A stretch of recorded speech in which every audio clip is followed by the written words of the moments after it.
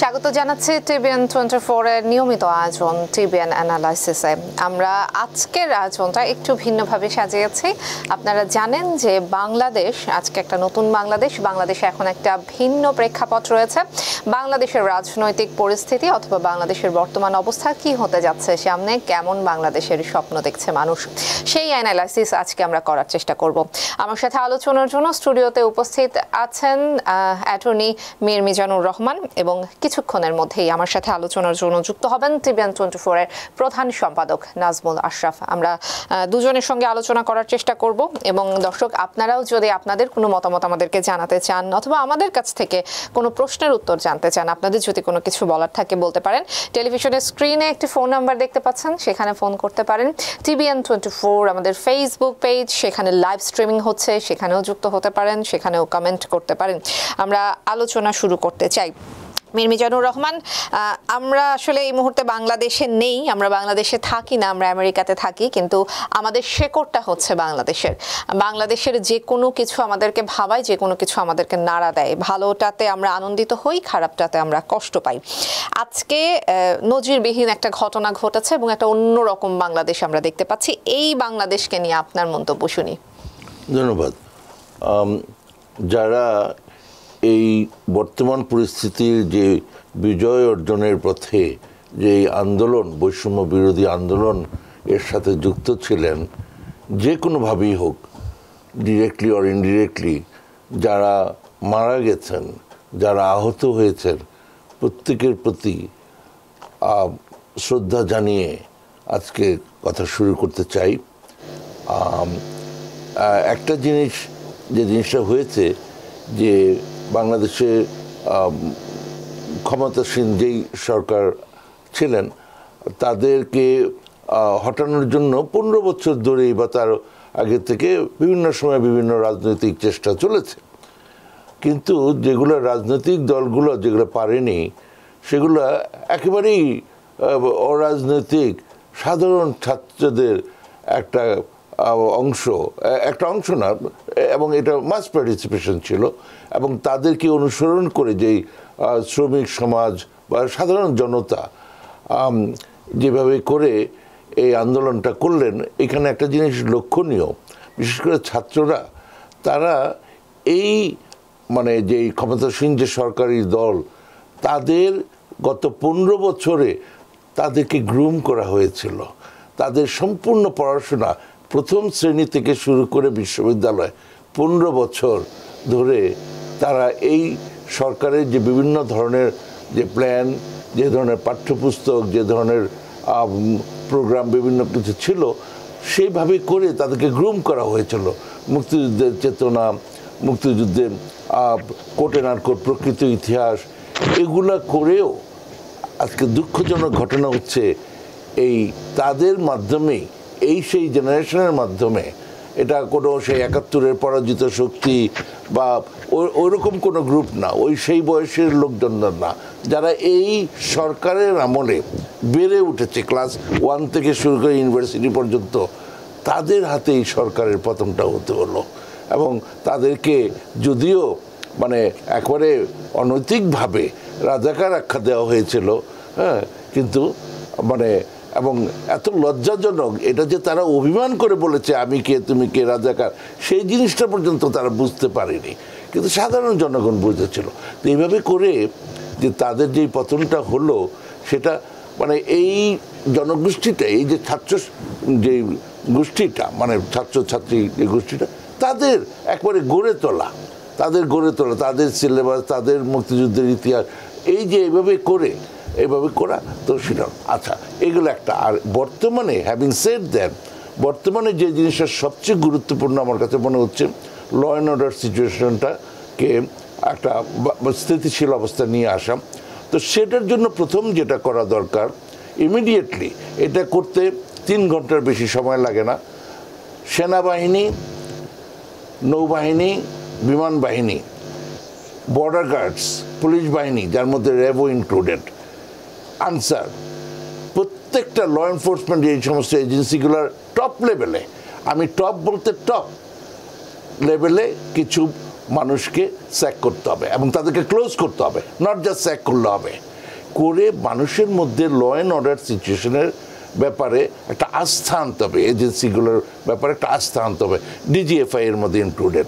আচ্ছা, তো এইভাবে করে আস্থা আনার পরে খুবই কঠোর হস্তে বর্তমানে যে লুটতরাজ, তারপর ধর্মীয় সংখ্যালঘুদের উপর অত্যাচার, এগুলোর যদি বিন্দুমাত্র সম্ভাবনা কোথাও থাকে, সেখানে যেন স্ট্রাইকিং ফোর্স হিসেবে যার যার যাওয়া দরকার এটা যেন করে। আমি দৃঢ়ভাবে বিশ্বাস করি ছাত্ররা এটা করছে না, সাধারণ মানুষজন এগুলো করছে না, এগুলো প্ল্যান করে এই ধরনের কিছু করা হচ্ছে। সুতরাং মানে ল এনফোর্সমেন্ট এজেন্সিগুলোকে অত্যন্ত কঠোর হস্তে এই মানে সমস্যাটা সমাধান করা উচিত, না হলে সব কিছু নস্যাৎ হয়ে যাবে। কারণ এগুলো ছাত্ররা করছে না, এগুলা যারা করছে, হ্যাঁ, তাদেরকে চূড়ান্তভাবে মানে দমন করতে হবে, এবং এটা করতে গেলে আগে মানুষের মধ্যে তাদের প্রতি আস্থা ফিরিয়ে আনতে হবে। এগুলোর নাম বলার কোনো প্রয়োজন নাই, সবাই জানে। 1 ঘন্টা লাগে সেক্রেটারিয়েটে বসে, মানে যেখানেই বসে বের করা যায় কোন কোন লোকগুলা প্রবলেমেটিক, তাদেরকে জাস্ট ক্লোজ করে নিয়ে আসতে হবে কোথাও। এই হচ্ছে কথা। এটা করলে তো অবস্থাটা বেটার হবে, এবং আগামী অন্তত 7 দিন এই যে ল অ্যান্ড অর্ডার সিচুয়েশনটা ঠিক করাটা সবচেয়ে গুরুত্বপূর্ণ, খুবই গুরুত্বপূর্ণ। আমরা আসলে কেউই সহিংসতা চাই না। ধন্যবাদ। আমি আবারও আসবো আপনার কাছে। আমরা দর্শক একটু আগে বলছিলাম নাজমুল আশরাফ টিভিএন 24 এর প্রধান সম্পাদক আমাদের সাথে যুক্ত হবার কথা। নাজমুল আশরাফ ইতিমধ্যে আমাদের সঙ্গে যুক্ত হয়েছেন। নাজমুল আশরাফ, আপনাকে স্বাগত জানাচ্ছি। একটা অন্যরকম বাংলাদেশ নিয়ে আজকে আমাদের আলোচনা চলছে, যেটি একটু আগে অ্যাটর্নি মীর মিজানুর রহমান বলছিলেন। আমি আসলে সেই বিষয়টাতেই আসবো। সহিংসতার কথা বলা হচ্ছে, এবং আমরা দেখছি শুরু থেকেই আওয়ামী লীগ বলছিল তৃতীয় একটি পক্ষ ঢুকে গেছে। আসলে এই ধরনের আন্দোলনে তৃতীয়, চতুর্থ, পঞ্চম অনেক পক্ষই ঢুকতে পারে, কিন্তু এই যে নানান রকম ধ্বংসযজ্ঞ আমরা দেখছি, মিডিয়া হাউস ভাঙা হচ্ছে, হাসপাতালে ধ্বংসযজ্ঞ চালানো হচ্ছে, রাজনৈতিক কর্মী, নেতাকর্মী তাদের বাসায় ধ্বংসযজ্ঞ চালানো হচ্ছে, রাষ্ট্রীয় সম্পদ পুড়ে ফেলা হচ্ছে। ধ্বংসযজ্ঞ আন্দোলন যারা করছেন, হয় আন্দোলনকারীরা করবে অথবা যারা বেনিফিশিয়ারি তারা করবে, আমরা এটাই আপাত দৃষ্টিতে ধরতে পারি। এই ধ্বংসযজ্ঞের বেনিফিশিয়ারি কারা? ধন্যবাদ আপলা। আমার বন্ধু মীর মিজানুর রহমান যেটা বলছিলেন শেষের দিকে, এটাই এই মুহূর্তে সবচেয়ে বেশি গুরুত্বপূর্ণ। ছাত্র জনতার আন্দোলনের মুখে একটি সরকারের পতন হয়েছে, জনতার বিজয় হয়েছে, এবং অনেক রকমের উল্লাস, আনন্দ, উদযাপন আমরা দেশে বিদেশে দেখছি। সব ঠিক আছে, কিন্তু যে অর্জনটা হলো জনতার আন্দোলন, ছাত্র জনতার আন্দোলনের ফলে, সেটিকে ধরে রাখা এবং তার সুফল পাওয়াটাই তো বড় কথা দেশের সাধারণ মানুষের জন্য। যেই সব অভিযোগে এই সরকারের বিরুদ্ধে আন্দোলন করা হয়েছিল, সেগুলো নতুন যে সরকার আসবে, নতুন যে নির্বাচিত সরকার আসবে, তারা সেগুলো পূরণ করবে, সেই প্রত্যাশা সবই ঠিক আছে। কিন্তু এই মুহূর্তে যেটি সবচেয়ে গুরুত্বপূর্ণ, আইন শৃঙ্খলা পরিস্থিতি নিয়ন্ত্রণে রাখা। আপনি জানেন যে সারা দেশে, ঢাকা সহ সারা দেশে একরকমের নৈরাজ্য চলছে, কারণ দেশে এই মুহূর্তে কোনো সরকার নাই, কোনো আইন শৃঙ্খলা বাহিনী নাই, কোনো নিরাপত্তার ব্যবস্থা নাই। এই যে আপনার পরিবর্তনটা হলো, একটি সরকার দায়িত্ব ছেড়ে দিল এবং আরেকটি সরকার এই মুহূর্তে সাংবিধানিকভাবে সরকার প্রধান বা রাষ্ট্রের দায়িত্ব হচ্ছে রাষ্ট্রপতির। কিন্তু আমাদের যে সিভিল এবং মিলিটারি অ্যাডমিনিস্ট্রেশন, তারাই তো রাষ্ট্রটাকে ঠিক রাখবে, জনগণের স্বার্থ দেখবে। মানুষ আনন্দ উল্লাস উদযাপন করছে, ঠিক আছে, কিন্তু এর মধ্য দিয়ে, আনন্দ উদযাপনের মধ্য দিয়ে কিছু নাশকতা হচ্ছে। আপনি বলেন যে জাতীয় সংসদ ভবন, যেটি একটি গণতান্ত্রিক দেশের জনগণের শক্তির উৎস, শক্তির আধার, গণতন্ত্রের প্রতীক, যেখানে জনপ্রতিনিধিরা বসেন এবং দেশ পরিচালনা করেন, তাদের মাধ্যমে সরকার গঠিত হয় ইত্যাদিতে সবই আমরা জানি।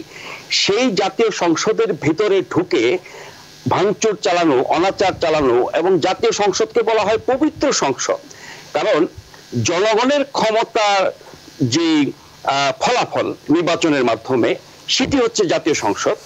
জাতীয় সংসদে যে অনাচার আমরা হতে দেখলাম এবং হতে দেওয়া হলো, এর অর্থ কি? আমরা কি জাতীয় সংসদকে অপমান করলাম, না গণতন্ত্রকে অপমান করলাম, না জনগণের সার্বভৌমত্বকে অপমান করলাম? সবভাবেই এটাকে তো উদযাপন বলে না। এবং জাতীয় সংসদের মতো একটি প্রতিষ্ঠানকে কেন রক্ষা করা হলো না? যারা এখন দায়িত্ব নিয়েছেন, সেনাবাহিনী আশ্বস্ত করেছেন, দায়িত্ব নিয়েছেন, মানুষকে নানা রকমের পরামর্শ দিচ্ছেন, মানুষের জানমালের নিরাপত্তার কথা বলছেন, তাহলে তারা কি জাতীয় সংসদ ভবনটাকে সুরক্ষিত করতে পারতো না? সেনাবাহিনীর প্রতি মানুষের আস্থা আছে।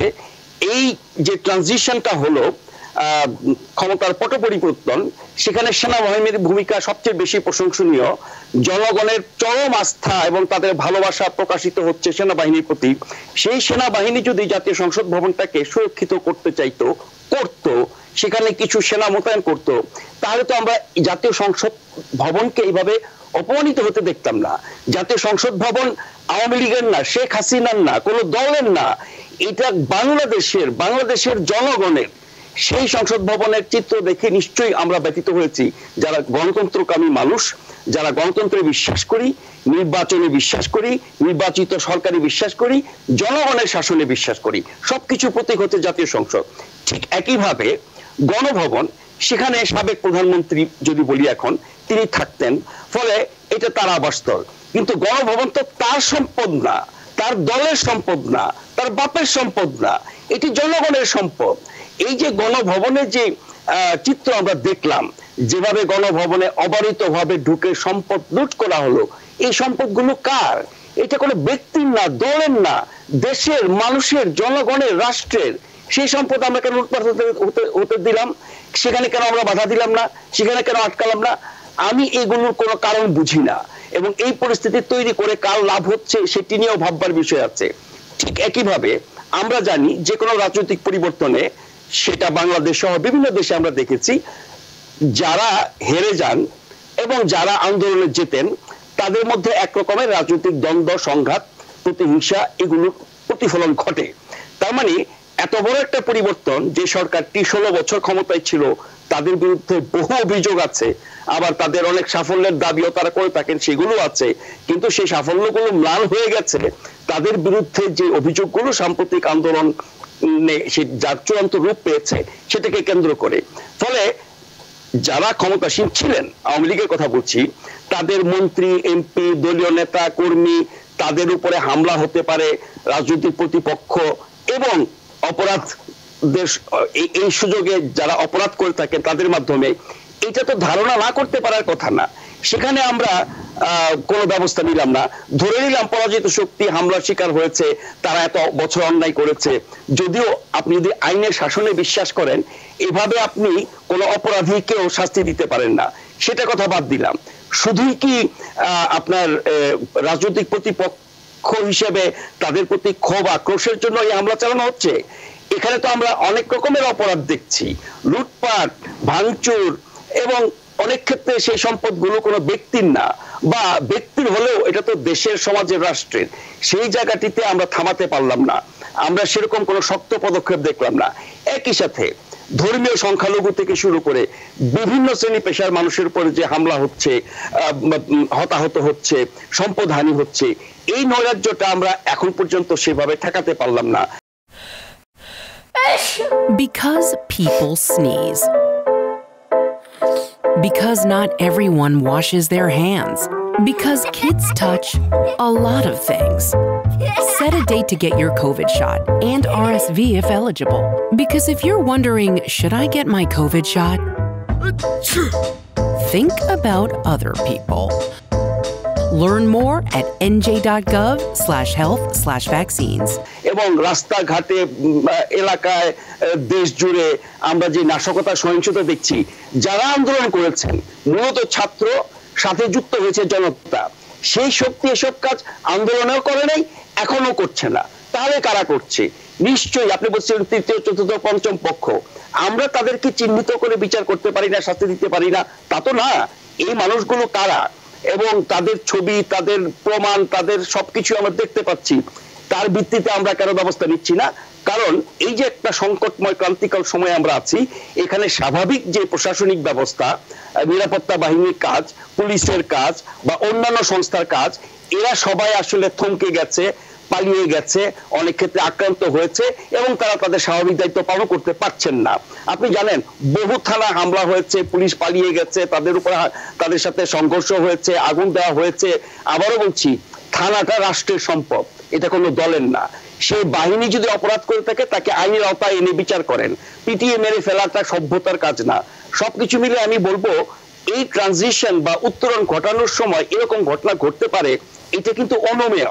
এরকমটা বাংলাদেশেও আগে ঘটেছে, বিভিন্ন দেশে ঘটে। সেই জায়গায় যারা দায়িত্বে আছি, যারা দায়িত্ব নিলাম, যারা জনগণের পক্ষ হয়ে এই ট্রানজিশনের আপনার দায়িত্ব পালন করছি, তারা মনে এই কাজটাতে ব্যর্থ হচ্ছি। মানুষ চরম নিরাপত্তাহীনতায় আছে। এবং আমরা দেখলাম মূল শক্তি যারা এই আন্দোলনটি করলেন, সফল হলেন, যারা নির্মমভাবে নিহত হলেন, আমি ছাত্রদের কথা বলছি, বৈষম্য বিরোধী ছাত্র আন্দোলন, তারা কঠোর ভাষায় এর নিন্দা করছে, প্রতিবাদ করছে, শান্ত থাকার কথা বলছে। বিভিন্ন মহল থেকেও সেটা বলা হচ্ছে, সেনা প্রধানও বলেছেন, কিন্তু মাঠ পর্যায়ে কার্যকর ব্যবস্থা আমরা দেখলাম না। এটা খুবই দুঃখজনক। আমি আপাতত একটা কথা বলে শেষ করি। বৈষম্য বিরোধী ছাত্র আন্দোলনের যে প্রধান সমন্বয়ক খুবই চমৎকার একটা কথা বলেছেন, এটা আমাদের শিরোধার্য হওয়া উচিত। তিনি বলেছেন, তার ভাষায় বলি, আমরা রাজনৈতিক ফ্যাসিবাদের বিরুদ্ধে যুদ্ধ করেছি, সেই যুদ্ধে আমরা জিতেছি। সেই জিত বা অর্জন বা বিজয়টাকে আমাদের ধরে রাখতে হবে। আমরা নিশ্চয়ই কোনো মানে এর চেয়েও খারাপ কোনো ফ্যাসিবাদ, তিনি যে শব্দটা বলেছেন যে জঙ্গি ফ্যাসিবাদ, ধর্মীয় ফ্যাসিবাদ, অন্য রকমের উগ্রবাদ, এরকম শক্তির আস্ফালন এবং তাদের ক্ষমতায়ন আমরা দেখতে চাই না। কিন্তু সেরকম শক্তির উত্থান আস্ফালন কিন্তু আমরা নানানভাবে দেখছি রাস্তাঘাটে, বিভিন্ন ঘটনায়। সেই জায়গায় যদি রাষ্ট্র প্রশাসন কঠোর না হয়, তাহলে কিন্তু এই আন্দোলনের সুফল দেশের মানুষ পাবে না।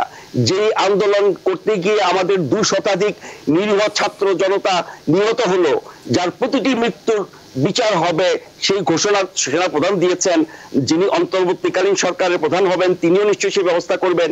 এরপর নির্বাচনের মাধ্যমে যে সরকার ক্ষমতায় আসবে, তারাও সেই ব্যবস্থা নেবেন। কিন্তু এগুলো তো দীর্ঘ প্রক্রিয়ার ব্যাপার। আপাতত আমরা জানমাল রক্ষা করব না, জানমাল রক্ষার ব্যবস্থা নেব না, এমন তো না যে আমাদের রাষ্ট্রটা নাই। রাষ্ট্র আছে, হয়তো একটি সরকার নেই। সরকার আছে, হয়তো সেভাবে বিস্তৃত না। প্রশাসন আছে, হয়তো সেভাবে কার্যকর না। এই জায়গাগুলো যতক্ষণ পর্যন্ত আমরা স্বাভাবিক এবং কার্যকর অবস্থায় নিয়ে না আসতে পারবো, আমরা মানুষের জানমালে নিরাপত্তা দিতে পারবো না। জি, আমরা একজন দর্শক রয়েছেন, আমরা টেলিফোনটি নিয়ে আসতে চাই। দর্শক কে আছেন সাথে? আপনার নাম বলে আপনি কি বলতে চান বলতে পারেন। আসসালামু আলাইকুম। আমি ইমিগ্রেশন নিয়ে কথা বলতে চাচ্ছি। বিজন ভাইয়ের কাছে আমার কোয়েশ্চেন, বাইডেন অ্যাডমিনিস্ট্রেশনের যে নতুন যে ওই যে অর্ডারটা কবে থেকে অ্যাপ্লিকেশনটা শুরু হচ্ছে, আর এটা কি অ্যাপ্লিকেশনটা কি এখন ওয়েবসাইটে পাওয়া যাচ্ছে কিনা? আর আমার ওয়ার্ক পারমিট অ্যাপ্লিকেশন করার 13 মাস হয়ে গেছে, 14 মাস। দর্শক, আজকে আমরা একেবারেই আসলে ভিন্ন বিষয় নিয়ে কথা বলছিলাম, তারপরেও মিরমিজান যেহেতু দর্শকের ফোনটা আমরা নিয়ে ফেলেছি, আপনি খুব সংক্ষেপে এক লাইনে একটু বলে দিবেন কিনা। এই মাসের 19 তারিখ থেকে আপনারা এই ব্যাপারে অ্যাপ্লিকেশন করতে পারেন। হ্যাঁ, আপনার 10 বছর ধরে আপনি দেশে আছেন ওইটা দেখাতে হবে, এবং আপনি বেআইনিভাবে ভিসা ছাড়া, কোনো পোর্ট অফ এন্ট্রি ছাড়া এদেশে এন্ট্রি করেছেন সেটা দেখাতে হবে, এবং সেখান থেকে খুব ভালো করে প্রমাণ সহ দেখাতে হবে আপনি 10 বছর ধরে আছেন। জুন মাসের 17 তারিখ বা তার আগে আপনি বিয়ে করেছেন, এবং যাকে বিয়ে করেছেন who happens to be an American citizen. এভাবে করে আপনি এখানে বসে আপনি ইমিগ্রেন্ট পিটিশন এবং অ্যাডজাস্টমেন্ট অফ স্ট্যাটাস করতে পারেন। আর ওয়ার্ক পারমিটের যে দেরিটা হচ্ছে, এটা শুধু আপনার একার নয়, এটা দুঃখজনক, কিন্তু কথা হচ্ছে এগুলো হচ্ছে, এবং একটু ধৈর্য ধরেন, ইনশাল্লাহ সব ঠিক হয়ে যাবে আস্তে আস্তে। অসংখ্য ধন্যবাদ। দর্শক, আপনারা টেলিভিশন স্ক্রিনে নাম্বার দেখতে পাচ্ছেন, আপনাদেরকে অনুরোধ করব, আজকে আমরা বাংলাদেশের প্রেক্ষাপট নিয়ে কথা বলছি। এই সংক্রান্ত যদি কোনো মতামত দিতে চান কিংবা কিছু জানাতে চান অথবা কোনো প্রশ্ন করতে চান, তাহলে ফোন করতে পারেন অবশ্যই, এবং ফেসবুক পেজও খোলা আছে আপনাদের জন্য, লাইভ স্ট্রিমিং হচ্ছে। আরো একজন দর্শক রয়েছেন আমাদের সঙ্গে। দর্শক, কে আছেন সাথে? নাম বলে কি বলতে চান বলুন। হ্যালো, আমি খোরশেদ বলছি জামাইকা থেকে। জি, আমার প্রশ্ন, আশরাফ ভাই একটু আগে বলছে যে এই সংসদ গণতন্ত্র, 15 বছরে আমরা কি গণতন্ত্র পাইছি, এবং সংসদে কোন ধরনের পার্লামেন্টের মেম্বার ছিল, কয়জন ভোটে পাস করে আসছে, আশরাফ ভাই হয়তো ভুলে গেছে। যেই সংসদ আজকে বাংলাদেশের মানুষ যে সংসদে ভাঙচুর করছে, এটা মানুষের অ্যাঙ্গার থেকে করছে, এটা কোনো থেকে করে নাই, এটা কোনো মানুষের ইমোশন থেকে মানুষ করছে। এই সংসদ থেকে আমরা কি পাইছি 15 বছরে বা গত 40 বছরে আমরা কি পাইছি, এটা আশরাফ ভাই ভালো করে জানে। উনি বলে যে ওইখান থেকে গণতন্ত্র নাকি আসে, গণতন্ত্র কিছুই আসে না ওই সংসদ থেকে, এটাকে ভাঙে চুরমার করে দেওয়া উচিত ছিল। ধন্যবাদ। জি, অসংখ্য ধন্যবাদ আপনার মতামতের জন্য। নাজমুল আশরাফ, আপনি আসলে বুঝতে পারছেন দর্শকদের এক ধরনের, দর্শক বলি কিংবা আন্দোলনকারীরা বলি, সাধারণ মানুষ বলি, এক ধরনের ক্ষোভের বহিঃপ্রকাশ কিন্তু আমরা দেখছি গত কয়েকদিনের আন্দোলনে। একটা জিনিস একটু যুক্ত করবেন কিনা, যে একটা সরকার টানা 16 বছর ক্ষমতায় ছিল, এত এত উন্নয়নের কথা বলা হচ্ছে, এত কিছুর কথা বলা হচ্ছে, শেষটা আসলে এরকম কেন হলো? মানে দেশ ত্যাগ করতে হলো প্রধানমন্ত্রী শেখ হাসিনাকে, এইরকম শেষটা কি না হলেও তো পারতো? মানে এতটা কি বলবো, নজিরবিহীন এরকম ঘটনা আসলে কেন ঘটলো? এবং দেশের যে আইন শৃঙ্খলা পরিস্থিতির কথা আপনি যেটা বলছিলেন, এইরকম একটা পরিস্থিতি যে সরকার পদত্যাগ করার সাথে সাথে কয়েক ঘন্টার মধ্যে একদম পুরো বাংলাদেশে নৈরাজ্য সৃষ্টি হয়ে গেল, এরকম কেন হলো শেষটা? সম্মানিত দর্শক যিনি বললেন, আমি তার সাথে একমত হয়ে বলছি যে এই সংসদ থেকে আমরা গণতন্ত্র পাই নাই, এবং গত 15 বছর যে ধরনের প্রহসনের নির্বাচন হয়েছে, যে ধরনের পার্লামেন্ট গঠিত হয়েছে, যে ধরনের সরকার গঠিত হয়েছে, যে ধরনের শাসন ব্যবস্থা আমরা দেখেছি, শুধুই কি শাসন ব্যবস্থা, বিচার ব্যবস্থা, মানবাধিকার, গণতান্ত্রিক অধিকার, নাগরিক অধিকার, কথা বলার অধিকার, মত প্রকাশের অধিকার, এই সব কিছু খারাপ ছিল বলেই তো এই সরকারকে মানুষ বিদায় করে দিয়েছে। এটা নিয়ে তো কোনো দ্বিমত নাই। কিন্তু জাতীয় সংসদ ভবনের কথা বলছি, যেই সংসদটি গঠিত হয়েছিল সবশেষ নির্বাচনে, তার আগে আরো যে দুটি সংসদ গঠিত হয়েছিল, মানে 14, 18, 24-এর যে 3টি সংসদ বলতে তো ওই সংসদ সদস্যরা বুঝি, তাদেরকে তো হামলা করা হয় নাই। ভবনকে কেন হামলা করা হবে? ভবনের কি দোষ? ভবন তো রাষ্ট্রের সম্পদ। এখন যে আমরা নতুন একটি গণতন্ত্রের রূপ দেখতে চাই, যেই আকাঙ্ক্ষায় মানুষ আন্দোলন করেছে, জীবন দিয়েছে এবং সাফল্য পেয়েছে, তার চূড়ান্ত রূপ তখনই হবে একটি সুষ্ঠু নির্বাচনের মাধ্যমে। সত্যিকার অর্থে জনপ্রতিনিধিদের সংসদ গঠিত হবে এবং সেই সংসদের মাধ্যমে সরকার গঠিত হবে, সেটাই তো আমাদের প্রত্যাশা। তো ফলে বাজে নির্বাচন, বাজে সংসদ আর সংসদ ভবন এক কথা না, গুলিয়ে ফেলছি আমরা। আপনি যেটা বলছেন সম্মানিত দর্শক, হ্যাঁ, মানুষের আবেগ, ক্ষোভ, অনুভূতি এগুলো আমরা বুঝি, তার একটা বহিঃপ্রকাশ ঘটে নানান ভাবে, রাস্তায় ঘটে, বিভিন্ন প্রতিষ্ঠানে হামলার মাধ্যমে ঘটে। সেটা তাদের অনুভূতির ব্যাপার, ক্ষোভের ব্যাপার। গত 16 বছর ধরে যারা নিপীড়িত, নিগৃহীত, নির্যাতিত, বঞ্চিত হয়েছেন, তাদের ক্ষোভ তো থাকবেই। কিন্তু রাষ্ট্রের দায়িত্ব কি? প্রশাসনের দায়িত্ব কি? সরকারের দায়িত্ব কি? দায়িত্বশীল নাগরিকের দায়িত্ব কি? মানুষের এই ক্ষোভটাকে যতটা প্রশমিত করা যায়, মানুষের জানমালকে যত বেশি রক্ষা করা যায়। এবং আমি বলছিলাম যে জাতীয় সংসদ কেন গুরুত্বপূর্ণ। আপনি সংসদ ভবন ভেঙে দেবেন, তাহলে তো দেশে গণতন্ত্রের দরকার নাই, তাহলে আপনার নির্বাচনের দরকার নাই, তাহলে শাসন ব্যবস্থা যেটা আমরা চাই, জনগণের প্রতিনিধিত্ব, মানুষের ক্ষমতায়ন, এগুলো কোনো কিছু না থাকলে তাহলে সেটা কি হবে? যেই গণতন্ত্রের বিরুদ্ধে আমরা লড়াই করে এই অবস্থায় এসেছি, এই ভুয়া নির্বাচন এবং যেনতেন গণতন্ত্র, যেনতেন পার্লামেন্ট, আপনার জনগণের ক্ষমতা কক্ষিগত করে দুর্নীতি, দুঃশাসন করা, সেগুলোর বিরুদ্ধেই তো এই আন্দোলন হয়েছে এবং তার বিজয় হয়েছে। তাহলে আপনি যেটা বলছেন যে পার্লামেন্ট থাকবে না, তাহলে তো সেটা আরো মানে জঙ্গলি অবস্থায় আমরা চলে যাব। সেটা তো কোনো সভ্যতা, গণতন্ত্র, মানবাধিকার, মানুষের অধিকার, এরকম কোনো কিছু থাকবে না। সেটা অনুভূতির ব্যাপার, ক্ষোভের ব্যাপার। আমি আপনার সাথে একমত। আর যেটি অপল আপনি প্রশ্ন করলেন যে এভাবে কেন ছাড়তে হলো, সেটি দীর্ঘ আলোচনা। আমরা তো মূলত আওয়ামী লীগের গত 3 মেয়াদের শাসন নিয়ে সোচ্চার সমালোচনা করছি, নানান ভাবে এর ত্রুটি বিচ্যুতি, খারাপ দিকগুলো তুলে ধরছি বহুদিন ধরে। এখন 96 থেকে 2001 সালের আওয়ামী লীগের শাসন আর 2009 থেকে বা 2014 থেকে এই পর্যন্ত আওয়ামী লীগের শাসন এক না। এবং কেন এই শাসনটা খারাপ হয়েছে? কারণ সঠিক নির্বাচনের মাধ্যমে জনগণের ম্যান্ডেট নিয়ে তারা দেশ শাসন করে নাই, তাদের জবাবদিহিতা ছিল না, তারা জনস্বার্থ, জন আকাঙ্ক্ষার কোনো গুরুত্ব দেয় নাই। এবং যে পরিমাণ উন্নয়নের কথা বলে সেখানেও দুর্নীতি আছে, তাও ধরে নিলাম অবকাঠামো উন্নয়ন। অবকাঠামো উন্নয়নই একটা দেশ বা জাতির একমাত্র উন্নয়ন না। মানুষের উন্নয়ন, মানুষের জীবন মানের উন্নয়ন, মানুষের অধিকারের উন্নয়ন, মানুষের গণতান্ত্রিক অধিকারের উন্নয়ন, তারপরে আপনার এই নির্বাচনের উন্নয়ন, শাসন ব্যবস্থার উন্নয়ন, বিচার ব্যবস্থার উন্নয়ন, এগুলো কোনো কিছুই না করে শুধু আপনি কিছু অবকাঠামো দিয়ে বললে এটা উন্নয়ন হবে না।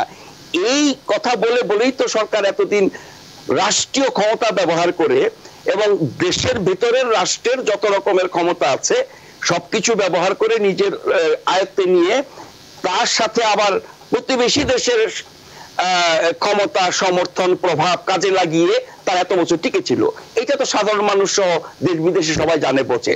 এখন শেষের দিকের সময়গুলো আমরা যদি এই আপনার গত প্রায় গত এক মাসের ঘটনাক্রম পর্যালোচনা করি, যার পরিণতি হিসেবে এরকম পতন হয়েছে, এরকম নির্মম পতন হয়েছে এবং খুবই লজ্জাজনক পতন হয়েছে, দেশ ছেড়ে চলে যেতে হয়েছে এবং এত বড় বড় কথা বলে, এত শক্তির বাহাদুরি করে, এত সব অর্জন সাফল্যের কথা বলার পরও তাদেরকে দেশ ছাড়তে হয়েছে, ক্ষমতা ছাড়তে হয়েছে, পরাজয় বরণ করতে হয়েছে জনগণের ক্ষমতার কাছে, জনগণের আকাঙ্ক্ষার কাছে।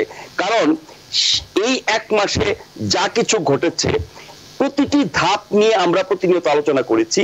যখন ছাত্ররা শান্তিপূর্ণভাবে কোটা সংস্কারের আন্দোলন করলো, 2 সপ্তাহ শান্তিপূর্ণভাবে হলো, তখন তাদেরকে পাত্তাই দেওয়া হলো না। সেই আন্দোলন যখন চলতে থাকলো তখন সেখানে ছাত্রলীগকে লেলিয়ে দেওয়া হলো, পুলিশকে লেলিয়ে দেওয়া হলো, সেটা সহিংস হলো, একের পর এক হত্যাকাণ্ড হলো, 200-র বেশি মানুষ মারা গেল। প্রতিটি হত্যাকাণ্ড মানুষের হৃদয়কে বিদীর্ণ করেছে। ঘরে ঘরে যারা রাস্তায় নেমেছেন লক্ষ লক্ষ মানুষ, তাদের বাইরেও বাংলাদেশের প্রতিটি ঘরে, রাস্তাঘাটে, আনাচে কানাচে, অফিসে আদালতে সর্বত্র মানুষের একটাই ক্ষোভ ছিল, একটাই হাহাকার ছিল, একটাই কষ্ট ছিল, একটাই প্রতিবাদ ছিল। এইভাবে নিষ্ঠুর ভাবে, নির্মম ভাবে নিরীহ ছাত্রদেরকে মারতে পারে না, হত্যা করতে পারে না, নির্যাতন করতে পারে না। পাইকারি হারে লোকজনকে ধরে নিয়ে যাওয়া হলো, একের পর এক মানে উল্টা পাল্টা বক্তব্য দেওয়া হলো। কোন রকমের সহনশীলতা, সঠিক সিদ্ধান্ত, জনমতের প্রতি শ্রদ্ধা, ছাত্রদের দাবির ন্যায্যতা, তাদের শান্তিপূর্ণ দাবির প্রতি সম্মান প্রদর্শন, কোনটাই তারা করে নাই। মানে গত এক মাসে এই ছাত্র আন্দোলনকে কেন্দ্র করে ধাপে ধাপে শান্তিপূর্ণ আন্দোলন, সহিংস আন্দোলন, পাইকারে মানুষ হত্যা, তাদেরকে ধরে নিয়ে গিয়ে নির্যাতন করা, যত রকমের অপকৌশল তারা করেছে, একটাও সঠিক ছিল না। মানুষ একটাও সমর্থন করে নাই, পছন্দ করে নাই। প্রতিনিয়ত মানুষ ক্ষুব্ধ হয়েছে। মানে একটা ভুল করেছে, একটা অন্যায় করেছে, তাতে মানুষ ক্ষুব্ধ হয়েছে, দ্বিতীয়টা করেছে আরো ক্ষুব্ধ হয়েছে, তৃতীয়টা করেছে আরো ক্ষুব্ধ হয়েছে। ক্ষুব্ধ হতে হতে মানুষের দেয়ালে পিঠ থেকে গেছে। তখন আর ছাত্র আন্দোলন ছিল না, এটি আপামর জনতার আন্দোলন ছিল, জন আন্দোলন ছিল, গণ আন্দোলন ছিল, গণ বিস্ফোরণ ছিল। এবং সেই সবকিছুই এই সরকার, শেখ হাসিনা সরকার মানে বিদায়ী সরকার, তারা শক্তি দিয়ে দমন করার চেষ্টা করেছে। রাষ্ট্রের যত শক্তি আছে, যত বাহিনী আছে, সেই সব প্রয়োগ করে তাদেরকে দমন করে, নির্যাতন করে থামাতে চেয়েছে এবং এমন সব কথাবার্তা বলেছে। একে তো আপনি খারাপ কাজ করছেন, তারপরে কথাবার্তা যা বলছেন সেটা আরো খারাপ, মানুষকে আরো বেশি ক্ষুব্ধ করেছে, আরো বেশি উত্তেজিত করেছে, আরো বেশি মানুষকে খেপিয়ে তুলেছে। এইভাবে গত এক মাস টানা প্রধানমন্ত্রী থেকে শুরু করে তার যত মন্ত্রীবর্গ আছেন, তার যত চাচামুন্ডা আছেন এবং তার তো সমৎকারী যারা আছেন বিভিন্ন শ্রেণী পেশার মানুষের মধ্যে, সাংবাদিকের মধ্যে আছে, শিক্ষক আছে, ব্যবসায়ী আছে এবং আরো বহু শ্রেণী পেশার কবি, সাহিত্যিক, মানে যা যা শ্রেণীর মানুষ থাকে সমাজে, সব জায়গায় তো সে তার মানে অনুগত মানুষ তৈরি করতে পেরেছে, যারা তো সমত করে, যারা মিথ্যাকে সত্য বলে জানায়, যারা অন্যায়কে ন্যায় বলে তার কাছে তুলে ধরে এবং তাকে খারাপ কাজ করতে রীতিমতো প্রভাবিত করে এবং যত খারাপই করুক না কেন তিনি ফেরেশতা তুল্য, তার চেয়ে ভালো হয় না, পৃথিবীতে এমন ভালো শাসক নাই, এইভাবে বলে বলে তাকে আরো খারাপের দিকে নিয়ে গেছে এবং তার সবশেষ পরিণতি হয়েছে এটা। জি, অসংখ্য ধন্যবাদ। আমাদের আলোচনা চলবে, একটি বিরতির সময় হয়ে গেছে। দর্শক টিভি অ্যানালাইসিসে নিচ্ছে একটি বিরতি, সঙ্গেই থাকুন। Because people sneeze. Because not everyone washes their hands. Because kids touch a lot of things. Set a date to get your COVID shot and RSV if eligible. Because if you're wondering, should I get my COVID shot? Think about other people. Learn more at nj.gov/health/vaccines. বিরতির পর আবারও স্বাগত জানাচ্ছি TVN অ্যানালাইসিসে। বাংলাদেশের রাজনৈতিক প্রেক্ষাপট এবং বর্তমান অবস্থা নিয়ে আমাদের আজকের আলোচনা চলছে, আজকের অ্যানালাইসিস চলছে। নাজমুল আশরাফ এবং মীর মিজান দুজন অতিথি আমার সঙ্গে যুক্ত আছেন। মীর মিজান, একটু আপনার কাছে আসবো। আপনি আইনের লোক, আমি একটু আইনের বিষয়টা একটু আপনার কাছে জানতে চাইবো। বাংলাদেশের রাষ্ট্রপতি বলছেন যে নির্বাচন খুব দ্রুত দেয়া হবে। আপনার কাছে কি মনে হয় যে নির্বাচন দ্রুত দেওয়াটা গুরুত্বপূর্ণ নাকি যে অভিযোগগুলো দীর্ঘদিন ধরে জনসাধারণ করে আসছে, বাংলাদেশের জনসাধারণ আইনের শাসন প্রতিষ্ঠা হয় না, বিচার বিভাগের ভেতরে সমস্যা, নির্বাহী বিভাগের ভেতরে সমস্যা, রাজনৈতিক নেতা কর্মী, উচ্চ পর্যায়ের নেতা থেকে শুরু করে একদম মাঠ পর্যায়ের তৃণমূল কর্মী, সবার মধ্যে দুর্নীতি, সেবা পাচ্ছে না মানুষ বিভিন্ন সেবা সংস্থার কাছ থেকে।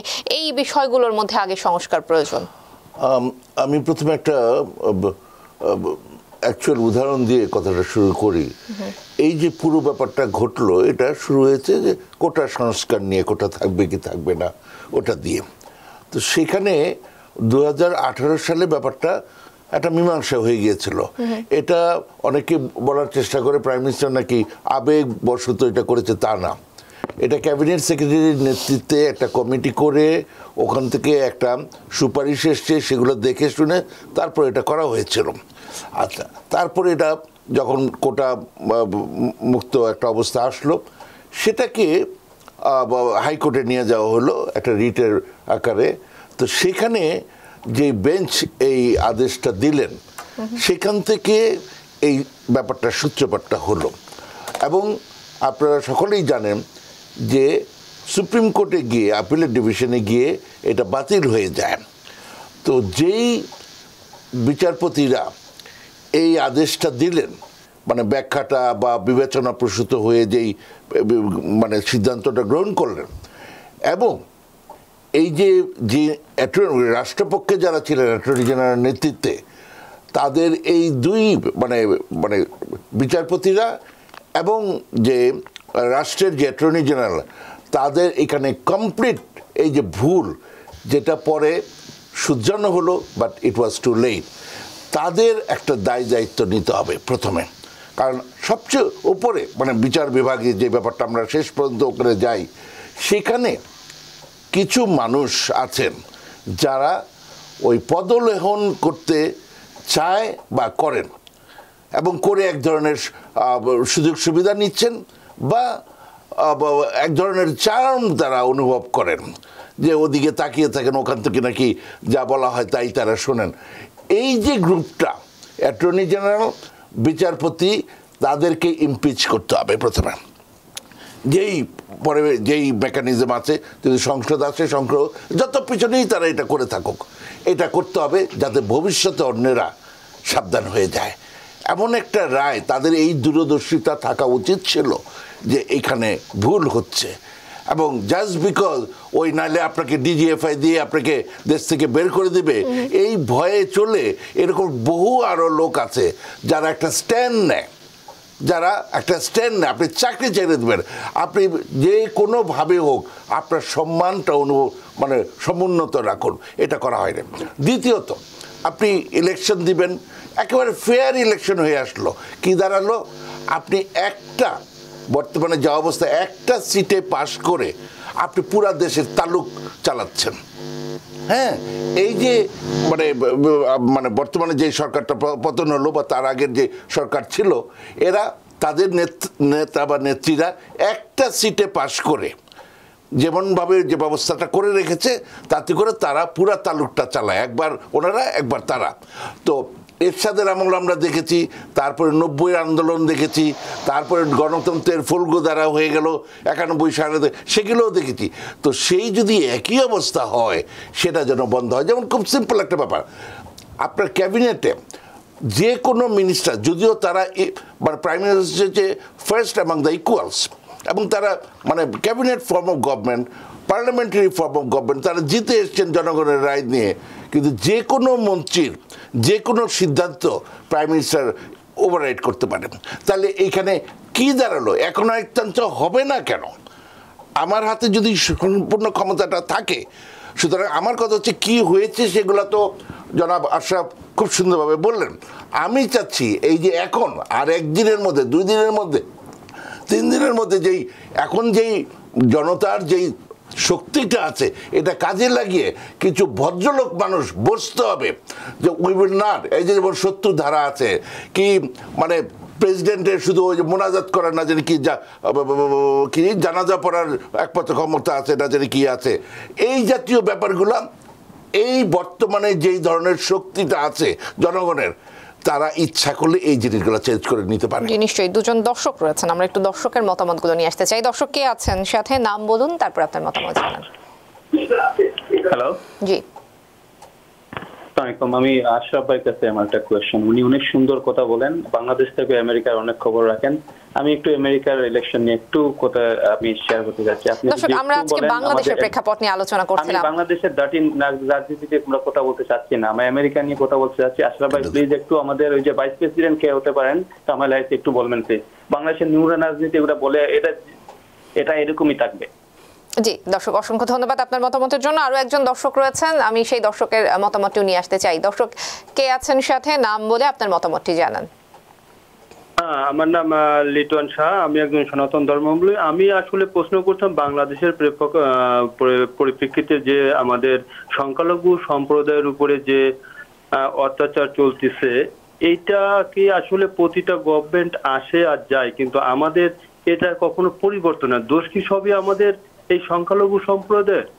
এইটা আমরা বুঝতে পারি না। এটা কি কোনো পরিবর্তন হবে না? যে কোন সরকার থাকলো ক্ষমতায় আসলো, এটা আমাদের জানার দরকার নাই, কিন্তু আমাদের দোষটা কোথায়? আমরা কেন নির্যাতিত হব? জি নিশ্চয়ই, অসংখ্য ধন্যবাদ নাজমুল আশরাফ। দুজন দর্শকের মন্তব্য আপনি শুনছিলেন, আমি একটু দুজন দর্শকের মন্তব্যের সাথে একটু যুক্ত করতে চাই। এই যে পরিবর্তনের কথা বলছেন, মানুষ আসলে পরিবর্তন চায়, কিন্তু এই পরিবর্তনটা আসলে কিভাবে হবে? খালেদা জিয়ার মুক্তির কথা বলা হচ্ছে ঠিকই, কিন্তু বিএনপি আসলে বহু বছর ধরে রাজনীতিতে অনেকাংশে নিষ্ক্রিয়। জাতীয় পার্টি তাদের গ্রহণযোগ্যতা হারিয়েছে। আওয়ামী লীগের নেতাকর্মীরা দীর্ঘদিন ক্ষমতায় থাকতে থাকতে তারা তাদের জনপ্রিয়তা হারিয়েছে নিজেদের একনায়কতন্ত্রের কারণে। আসলে সবকিছু মিলিয়ে আসলে বাংলাদেশের রাজনীতিতে যেই পরিবর্তনটা দরকার, কিংবা যেভাবে শক্ত হাতে ধরা দরকার, সেই রকম রাজনৈতিক ব্যক্তি আসলে এই মুহূর্তে বাংলাদেশে আপনি কতটা সম্ভাবনা দেখছেন, একটু যদি যোগ করতেন। দেখেন, বাঙালির দুর্ভাগ্য হচ্ছে তারা ৭১-এ মুক্তিযুদ্ধ করে দেশ স্বাধীন করেছে, স্বাধীনতার সুফল পায় নাই। ৯০-এ গণঅভ্যুত্থান ঘটিয়েছে, তার সুফল খুব বেশি পায় নাই। এবার ২০২৪ এসে আরো একটা গণ আন্দোলন, গণ অভ্যুত্থান ঘটালো, এর সুফল পাবে কিনা আমি সন্দিহান। কারণ যেটি মীর মিজান বললেন, আমাদের সংবিধানই স্বৈরতান্ত্রিক ব্যবস্থা কায়েম রেখেছে। মানে সংবিধান অনুযায়ী একজন ব্যক্তির কাছে গোটা দেশের, গোটা রাষ্ট্রের ক্ষমতা কক্ষিগত। তিনি রাষ্ট্রের ৩ বিভাগকে নিয়ন্ত্রণ করতে পারেন। শাসন বিভাগ তো বটেই, আইন বিভাগ এবং বিচার বিভাগ। এবং বিচার বিভাগ স্বাধীন হয়েছে, আলাদা হয়েছে আমরা জানি, কিন্তু সেই বিচার বিভাগ কিভাবে শাসন বিভাগের অনুগত হিসেবে কাজ করে, শাসন বিভাগ বা প্রধান নির্বাহী বা প্রধানমন্ত্রী কিভাবে ৩ বিভাগকে নিয়ন্ত্রণ করেন, আইন বিভাগ তো তার হাতে, তার দলের সংখ্যাগরিষ্ঠতার সুবাদে, এবং সংসদ যেভাবে চলে, এখানে সংখ্যাগরিষ্ঠতা পেলে আপনি যা খুশি করতে পারেন, জবাবদিহিতার কোনো ব্যাপার নাই। সংখ্যালঘিষ্ঠ যারা, তারা যদি ৪৯% হয়, তাদের ভূমিকা মতামতের কোনো দাম নাই। আমরা এই সংসদকে, আমি রিপোর্টার হিসেবে তখন ডেইলি স্টারে কাজ করতাম, ১৯৯১ সালের এবং ১৯৯৬ সালের ২টি সংসদ আমি টানা ১০ বছর কভার করেছি। ওই ২টি সংসদই ছিল বাংলাদেশে সেরা সংসদ, একটি বিএনপি নেতৃত্বে, একটি আওয়ামী লীগের নেতৃত্বে। ওই ২টি সংসদ ৯০-এর গণঅভ্যুত্থানের পরপর প্রতিষ্ঠিত হয়েছিল। মোটামুটি জবাবদিহিতা চর্চা হয়েছে সংসদে, শাসন ব্যবস্থা মোটামুটি ভালো ছিল। এরপরে ক্রমান্বয়ে সেটি খারাপ হয়েছে। বিএনপির ২য় দফা, আওয়ামী লীগের ২য় দফা এবং ৩য়, ৪র্থ, ৫ম দফা ক্রমাগত খারাপের দিকে গেছে। তার মানে ৯০ যারা প্রাণ দিল, আন্দোলন করলো, এরশাদ বিরোধী আন্দোলনের সময় আমি, মীর মিজান, ঢাকা বিশ্ববিদ্যালয়ের ছাত্র, আমাদের চোখের সামনে এইসব আন্দোলন হয়েছে। ঢাকা বিশ্ববিদ্যালয় কেন্দ্রিক আন্দোলনই ছিল মূলত স্বৈরাচার বিরোধী আন্দোলনের মূল কেন্দ্র, যেমনটি ৫২ থেকে শুরু করে সব ক্ষেত্রেই ঢাকা বিশ্ববিদ্যালয় ক্যাম্পাসের ভূমিকা ছিল, এবারও হয়েছে। কিন্তু এত রক্ত দিয়ে, এত আন্দোলন করে, এত প্রত্যাশা নিয়ে মানুষ যে পরিবর্তন ঘটায়, তার সুফল পায় না। এবার পাবে কিনা সেটা নির্ভর করে, আমি মীর মিজানের সাথে একমত, আমরা যদি সাংবিধানিক ব্যবস্থার পরিবর্তন না আনি, এক ব্যক্তির কাছে সকল ক্ষমতা থাকবে, তিনি চাইলে গোটা দেশ, রাষ্ট্র সবকিছু নিজের হাতে নিতে পারেন। দলের মধ্যেও তিনি সর্বেসর্বা, সংসদেও তিনি সর্বেসর্বা, মন্ত্রিসভায় তো বটেই, এবং তার যেটুকু কর্তৃত্ব প্রভাব বলয় আছে এবং সংখ্যাগরিষ্ঠ দলের মাধ্যমে যেভাবে রাষ্ট্রপতি নিয়োগ হয়, রাষ্ট্রপতির মাধ্যমে যেভাবে বিচারপতি নিয়োগ হয়, সেই বিচার বিভাগকে নিজেদের লোক দিয়ে কিভাবে প্রভাবিত করা হয়, প্রতিটি রাজনৈতিক বিষয় কিভাবে বিচার বিভাগের কাঁধে বন্দুক রেখে নিজের রাজনৈতিক স্বার্থ লক্ষ্য অর্জন করা হয়, এগুলো তো আমরা দেখেছি। সবসময় ছিল কম বেশি। গত 3 মেয়াদে মানে বিদায়ী আওয়ামী লীগ সরকারের গত 3 মেয়াদে এটা ব্যাপক হারে হয়েছে। তার মানে আপনার সংবিধান যদি আপনাকে অপকর্ম করার, কর্তৃত্ববাদী শাসন কায়েম করার, ক্ষমতা কুক্ষিগত করার, দুর্নীতি করার এবং যা খুশি করে পার পাওয়ার সুযোগ করে দেয় আপনার সংবিধান, তাহলে তো আপনি এটা করবেনই। সেই জায়গায় আসলে ক্ষমতার বিকেন্দ্রীকরণ, ক্ষমতার ভারসাম্য এবং রাষ্ট্রপতিকে আমরা মানে কোনো ক্ষমতাই দিয়ে রাখি নাই। শপথ পড়ানো, মিলাদ পড়ানো ছাড়া যখন সরকার থাকে না, দুটি সরকারের মধ্যবর্তী সময় আসে বা সংসদ বিলুপ্ত হয়, তখন তার কিছু কর্তৃত্ব থাকে। তারপরে তিনি যেহেতু কোনো না কোনো দলের মাধ্যমে নির্বাচিত হন এবং নির্বাচিত হওয়ার পরও তিনি নির্দলীয় হন না। বাংলাদেশের কোন রাষ্ট্রপতিকে আমরা দেখি নাই বিচারপতি শাহাবুদ্দিন ছাড়া যে রাষ্ট্রপতি নির্বাচিত হওয়ার পরে যারাই তাকে নির্বাচিত করুক তিনি দল মতের ঊর্ধ্বে গিয়ে কাজ করেছেন। বিচারপতি শাহাবুদ্দিন আহমেদ ছাড়া একজন রাষ্ট্রপতিকে আমরা বাংলাদেশের প্রেক্ষাপটে সেটা সুযোগ আসলে কতটুকু একজন রাষ্ট্রপতির পক্ষে? হয়েছে কি, এই পুরো ব্যবস্থা, পুরো শাসন ব্যবস্থা, সাংবিধানিক ব্যবস্থা, আইনি ব্যবস্থা, এর একটা বড় ধরনের পরিবর্তন দরকার। এবং এই টানা 3 মেয়াদ গিয়ে 4র্থ মেয়াদ শুরু করেছিল এই সরকারের যে কারণে পতন হয়েছে, যা কিছু তাদের ব্যর্থতা, অপকর্ম, অন্যায়, অপরাধ, এটি থেকে শিক্ষা নেবে আগামীতে সুষ্ঠু নির্বাচনের মাধ্যমে নির্বাচিত সরকার, সেটি মানুষের প্রত্যাশা। কিন্তু আমরা তো বড় দলগুলোর শাসন ব্যবস্থা দেখেছি, আগেও দেখেছি, এই মাত্র দেখলাম, ভবিষ্যতেও দেখব। তাদের মধ্যে যদি বড় ধরনের পরিবর্তন না আসে, শাসন ব্যবস্থায়, সাংবিধানিক ব্যবস্থায় যদি বড় ধরনের পরিবর্তন না আনে, জনগণ যদি ঠিক একইভাবে সোচ্চার না থাকে, তাহলে আমরা হয়তো এই পরিবর্তনের সুফল পাবো না। জি, আমাদের আলোচনা আসলে আরো অনেকখানি চলতে পারতো, আমরা আসলে বাংলাদেশ নিয়ে আরো অনেক কথা বলতে পারতাম। আজকের মতো সময় শেষ হয়ে গেছে। নাজমুল আশরাফ এবং মীর মিজান, আপনাদের দুজনকেই ধন্যবাদ আমাদেরকে সময় দেওয়ার জন্য। ধন্যবাদ আপনাকে। দর্শক ধন্যবাদ আপনাদেরকেও। টিবিএন অ্যানালাইসিসে এই ছিল আজকের মতো। টিবিএন 24 এর সঙ্গেই থাকুন।